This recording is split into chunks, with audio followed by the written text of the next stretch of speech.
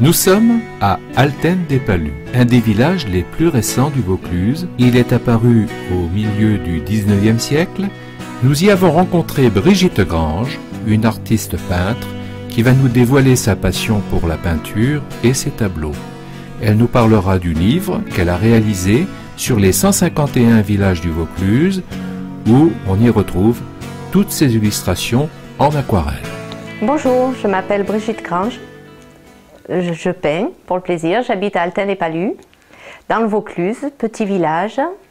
Donc je fais de la peinture depuis toute petite. En fait, ma maman peignait, ma marraine peignait aussi, et j'y ai pris goût. L'odeur de l'essence de térébenthine, les couleurs, le pinceau qui gratte sur la toile. J'étais vraiment attirée, c'était magique pour moi. Donc voilà, j'ai démarré à peindre, puis à dessiner. Et puis j'ai pris après des cours en grandissant. Je suis passée par les Beaux-Arts d'Avignon pour prendre des cours de dessin essentiellement. J'adorais faire du dessin et l'encre de Chine. J'aimais beaucoup les contrastes noir et blanc, le monochrome. Petit à petit, j'ai un peu évolué. Bon, entre-temps, j'ai eu des enfants, élevé les enfants, je peignais beaucoup moins. J'avais pas trop le temps, quoi. Et donc j'étais moins concentrée sur la peinture. Et puis c'est revenu, donc j'ai redémarré des cours aux Beaux-Arts de Digne il y a quelques années pour pouvoir me remettre un peu dans le bain, me réassouplir la main. Et je travaille davantage la couleur, la peinture à l'huile maintenant et surtout au couteau, puisque j'aime le travail de couteau, le travail de la matière de la peinture à l'huile. Je fais un peu d'aquarelle aussi pour le plaisir du pigment qui se mélange avec l'eau. Donc en fait, sur mes tableaux, que ce soit à l'huile ou à l'aquarelle, j'aime bien travailler sur les thèmes de la Provence. Sur notre région, bon, j'y suis née, c'est ma terre, hein. Je suis d'ici. On trouve des contrastes, des paysages absolument merveilleux. Les couleurs sont très très variées. La pierre est très belle, l'ocre, les vieilles tuiles romanes. Je trouve toute mon inspiration sur l'architecture et les paysages provençaux. Et c'est ici que je me sens bien, c'est ici que je ressens bien les gens de cette région, que ce soit au niveau de la musique, que ce soit au niveau de la poésie, des poètes que nous pouvons avoir en Provence ou des peintres. Je trouve qu'il y a beaucoup de vie, de chaleur et de générosité. C'est le travail que j'aime faire le plus. J'aime bien peindre aussi les paysages de campagne, peindre les moutons, les choses un peu plus bucoliques, nos villages comme ils étaient dans le temps, comme s'ils n'avaient pas bougé, comme si le temps n'était pas passé dessus avec tout notre modernisme. Même si j'ai rien contre tout ce qui est moderne, c'est pas la question, il faut bien avancer. Mais il y a toujours un peu de nostalgie quelque part dans mes tableaux. J'ai beaucoup aimé aussi les balades dans les villages ou même dans Martigues. Martigues, j'ai aimé peindre les rues de Martigues parce que les façades sont plutôt roses, ocre et des teintes très très douces. Le petit port de l'île aux oiseaux de Martigues a un côté vraiment romantique. Il y a un mélange à la fois de l'eau et du soleil. Il y a des réverbérations qui sont de toute beauté, qui m'accrochent bien et ça me donne envie de peindre quand je vois ces lumières-là, quand je vois ces paysages. J'ai pas mal d'inspiration, donc je les prends en photo, puis ensuite à la maison, tranquillement, je recrée plus ou moins mon ambiance et puis je travaille sur ce que j'ai pu emmagasiner lors de mes promenades. Dans les villages, j'adore les fontaines aussi, justement pour ce rapport entre l'eau, le soleil et les ocres, les façades ocre. Et puis cette vie de village qu'il y avait autour du bassin, puisque tout se passait là, hein, le nerf de la guerre en Provence, c'est quand même l'eau. Donc on a nos soucis à la fois d'inondation et de sécheresse, et tout passe par l'eau, la vie c'est l'eau.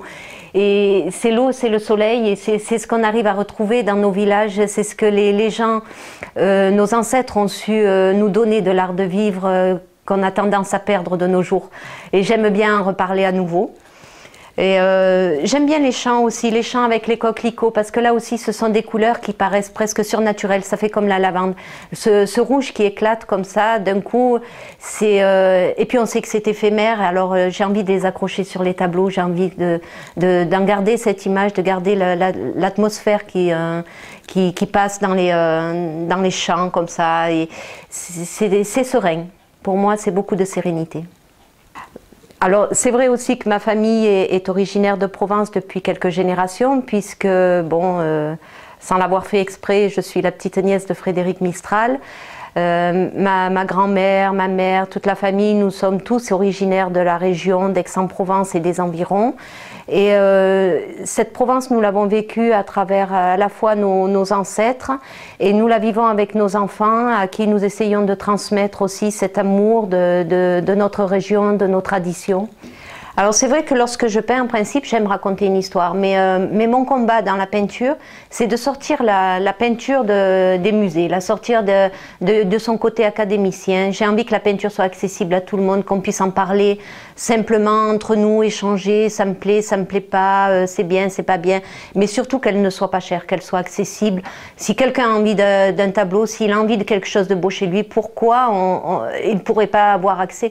Pourquoi est-ce que ça serait réservé à une certaine élite, qu'elle soit culturelle ou financière? Je suis pas d'accord. Je pense qu'on a tous besoin, envie du beau et de l'harmonieux, pas seulement en peinture, que ce soit sur d'autres supports artistiques. Et j'ai très envie de le partager. C'est un peu mon combat.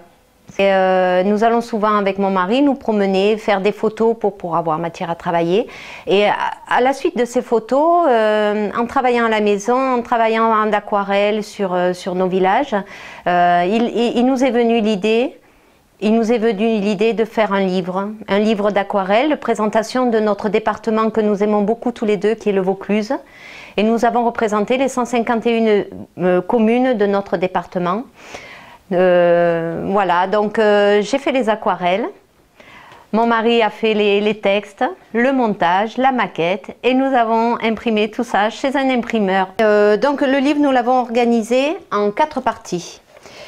Le Grand Avignon, le Haut-Vaucluse, le Comtat venaissin et le Luberon, de manière à faire un peu comme des circuits touristiques et puis se retrouver un peu par région. Parce que c'est un département où toutes les architectures sont différentes d'un village à l'autre, et la campagne, les paysages sont très différents, la faune est très différente également d'un endroit à l'autre. C'est assez particulier. Le Luberon ne ressemble pas du tout au Vaucluse. Le Comtat venaissin est très particulier. Le Grand Avignon avec son Rhône, eh bien, la mentalité est même un peu différente, on dirait, d'une région, d'un endroit à l'autre. Et donc dans ces villages, j'ai souvent choisi les clochers ou les fontaines parce qu'ils sont très différents d'une commune à l'autre. D'une commune à l'autre, l'architecture change, la pierre change, les couleurs changent. C'est très riche comme région. Donc le Nord Vaucluse avec l'enclave des Papes, avec toute son empreinte qui est donc venue de cette époque, et puis celle des Templiers également, puisqu'il y a encore beaucoup de vestiges de Templiers dans le Vaucluse. Ça, je vous en reparlerai, c'est dans mes projets.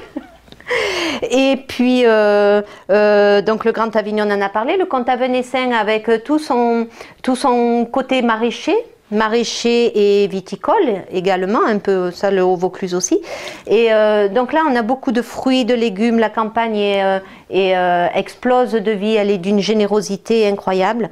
Et puis nous avons le Luberon qui lui est beaucoup plus sec, aride, presque fermé sur lui-même, sur l'arrière-flanc de la Sainte-Victoire, et c'est encore des paysages et des villages très, très différents. C'est une région qui est adorée par les peintres, évidemment, pour ses couleurs absolument fabuleuses, des couleurs très chaudes, les couleurs du sud. Depuis cette année, je peins aussi sur le bois, parce que j'aime la matière du bois, et parce que ça permet de donner une autre vie à des objets de la vie courante, et en même temps c'est quelque chose qui a un côté moins officiel qu'un tableau.